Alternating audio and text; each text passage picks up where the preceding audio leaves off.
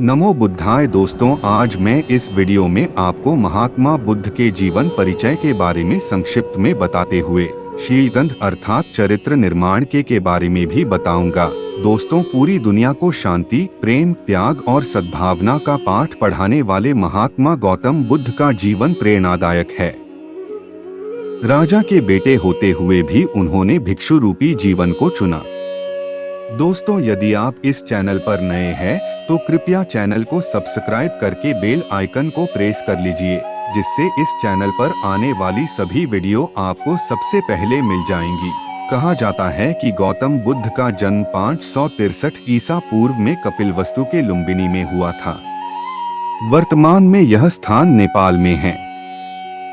बुद्ध ने महज 29 साल की उम्र में ही घर गृहस्थी का त्याग कर दिया और दिव्य ज्ञान की खोज में निकल पड़े। बुद्ध ने दुनिया भर में लोगों के बीच अहिंसा, शांति, प्रेम, सद्भावना और त्याग का संदेश देकर समाज में फैली कुरीतियों को दूर करने का प्रयास किया।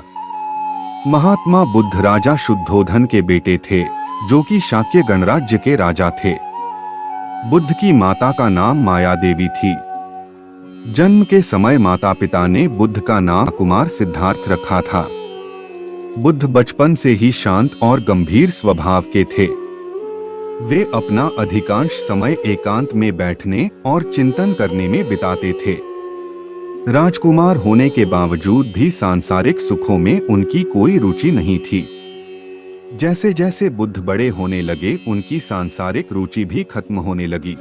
गौतम बुद्ध की प्रारंभिक शिक्षा राजमहल में ही हुई, लेकिन जब वे थोड़े बड़े हुए तो पिता ने उन्हें शिक्षा प्राप्त करने के लिए गुरु विश्वामित्र के पास भेजा।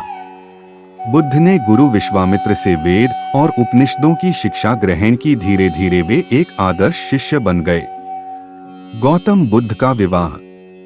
कुछ समय बाद बुद्ध का विवाह कोलीय वंश के राजा सुप्पबुद्ध की बेटी यशोधरा से हुआ।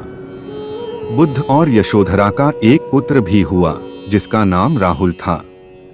लेकिन विवाह के बाद भी बुद्ध का वैराग्य भाव बढ़ता जा रहा था और सांसारिक सुखों के प्रति उनकी रुचि खत्म हो रही थी।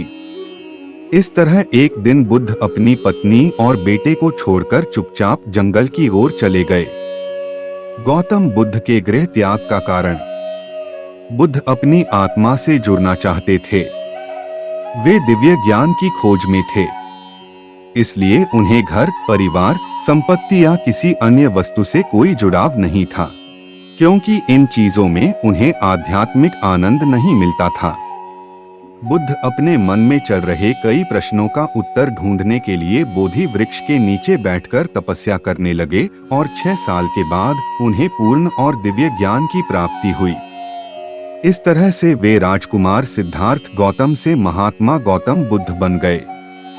आनंद, जो कि गौतम बुद्ध के प्रिय शिष्यों में थे, एक बार वह श्रावस्ती में विपश्यना कर रहे थे। विपश्यना बुद्ध की कई शिक्षाओं में एक है। शाम का समय था और इसी बीच आनंद का ध्यान पास में खिले सुंदर फूलों की ओर गया। फूलों को देख आनंद उसके सुगंध के बारे में सोचने लगे कि इन फूलों की सुगंध कितनी अच्छी है। लेकिन सारी सुगंध उसी दिशा में जा रही है जिस ओर हवा बह रही है। फूलों की सुगंध तो चारों ओर फैलनी चाहिए। आखिर ऐसा क्यों है कि फूलों का सुगंध सभी दिशाओं में न फैलकर केवल हवा की दिशा में ही जा रही है? आनंद ने बुद्ध से कहा, भंते, क्या कोई ऐसी भी सुगंध है जो सभी दिशाओं में फैलती हो? बुद्ध ने आनंद से कहा, मूलगंध, सारगंध और पुष्पगंध, इन तीनों गंध से परे भी एक गंध है जिसे शीलगंध अर्थात चरित्र की गंध कहा जाता है। जो व्यक्ति बुद्ध, धर्म और संघ के त्रिरत्नों की शरण में जाता है और शिक्षा को जीवन में उतारता है, उसमें यह गंध होती है। जो दुर्गुण और बुरे विचारों से दूर रहता है और धर्म का पालन करता है, दान करता है, सभी इंद्रियों पर संयम रखता है और जीवन में त्याग को महत्व देता है, उसी व्यक्ति में शीलगंध पाई जाती है। ऐसे व्यक्ति की सुगंध चारों तरफ फैलती है और लोग उसका सम्मान करते हैं। बुद्ध की बात सुनकर आनंद ने कहा, भंते, और इसी गंध से ही तो पूरा संसार आगे बढ़ रहा है। धम्मपद पाली बौद्ध धर्म का प्रसिद्ध साहित्य ग्रंथ है, जिसे गीता के समान पवित्र माना गया है। इसमें मूल बौद्ध शिक्षाओं का संग्रह है।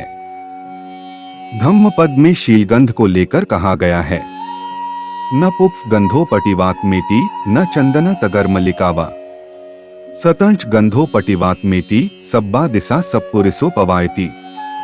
अर्थ है चंदन, तगर, कमल और जूही, इन सभी फूलों की सुगंध से बढ़कर शील सदाचार की सुगंध है।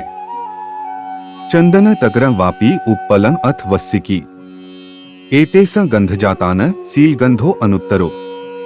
अर्थ है तगर और चंदन की गंध कमल और चमेली की गंध से भी बढ़कर शीलगंध अधिक श्रेष्ठ है। तो दोस्तों, यह जानकारी आपको कैसी लगी कमेंट करके जरूर बताएं, और यदि अभी तक चैनल को सब्सक्राइब नहीं किए हैं तो कृपया चैनल को सब्सक्राइब कर लीजिए। नमो बुद्धाय, धन्यवाद।